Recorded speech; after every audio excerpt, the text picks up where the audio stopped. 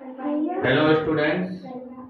तो आज मैं अपने बच्चों को, आप देख सकते हैं, प्रेजेंट कंटीन्यूअस टेंस जो है वो पढ़ाने जा रहा हूँ। बच्चे हैं, सभी इंग्लिश मीडियम के हैं, तो उनके लिए छोटे हैं, तो मैं बोर्ड पे ही पूरा रूल्स लिख देता हूँ जिससे कि बच्चों को कोई दिक्कत ना हो लिखने में। तो यहाँ पे आप देखिए कि प्रेजेंट कंटीन्यूअस टेंस को प्रेजेंट इम्परफेक्ट टेंस भी कहा जाता है।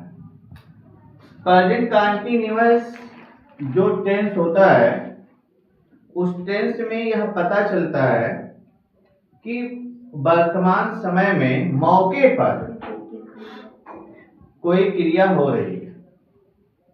प्रेजेंट कंटीन्यूअस टेंस से हमें पता चलता है कि कोई क्रिया जारी है, कोई क्रिया हो रही है, किंतु क्रिया के जारी रहने का समय नहीं मिलता है। अब आपको कैसे पहचानना है कि वाक्य प्रेजेंट कंटीन्यूअस का है? तो यहाँ आप देखिए, सबसे पहले मैं पहचान लिखा हूं, तो पहचान में आपको देखना है, यहाँ मैं लिखा हूं कि इस टेंस के हिंदी वाक्यों के अंत में क्रिया के बाद।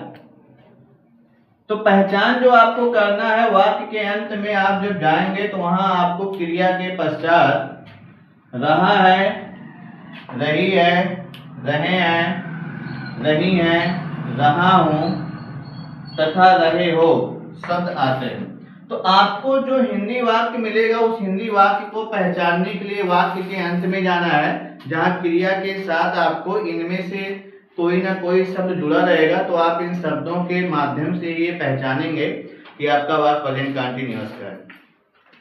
आइए आगे बढ़ते हैं। हेल्पिंग वर्ब, सहायक क्रिया। इस टेंस में सभी प्रकार के वाक्यों में, चाहे आपका वाक्य अफर्मेटिव हो, निगेटिव हो, यस नो टाइप हो, डब्ल्यूएस टाइप हो, किसी भी टाइप का वाक्य हो, तो सभी वाक्यों में हमें हेल्पिंग वर्ब्स का यूज करना है। तो प्रेजेंट कंटीन्यूअस में जो हेल्पिंग वर्ब्स होते हैं वो तीन होते हैं। पहला हमारा इज है, दूसरा एम है और तीसरा आर है। तो इज का जो प्रयोग करते हैं, यहां मैं बता रहा हूं कि जब वाक्य का सब्जेक्ट सिंगुलर नाउन हो, जब वाक्य का सब्जेक्ट सिंगुलर नाउन हो या फिर सब्जेक्ट के रूप में ही ये काम करेगा। ध्यान रखिएगा, जो सिंगुलर नाउन्स होंगे वो किस रूप में काम करेंगे? सब्जेक्ट के रूप में, या फिर सब्जेक्ट के रूप में ही, सी व इट हो। तो ही, सी, इट क्या है? ये प्रोनाउंस है। तो जब सब्जेक्ट आपका सिंगुलर नाउन हो या ही, सी, इट में से हो, तो उसके साथ आपको हेल्पिंग वर्ब के रूप में इज लगाना है। एम, अगर वाक्य का सब्जेक्ट आई होता है तो आई के साथ आपको एम लगाना है। क्या लगाना है? एम। और अगर वाक्य का सब्जेक्ट प्लूरल नाउन होता है या वो वी, यू, दे में से कोई प्रोनाउन होता है, तो उसके साथ आपको आर का प्रयोग करना है। आगे हम चलते हैं main verb.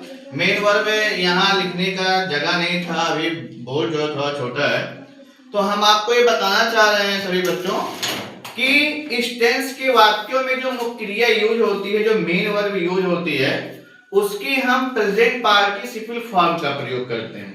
Present participle form का मतलब है कि यहाँ हम वर्ब की फर्स्ट फॉर्म में आईएनजी लगाते हैं। आप सबको समझ आया? समझ आ गया ना? Yes sir. Good, thank you.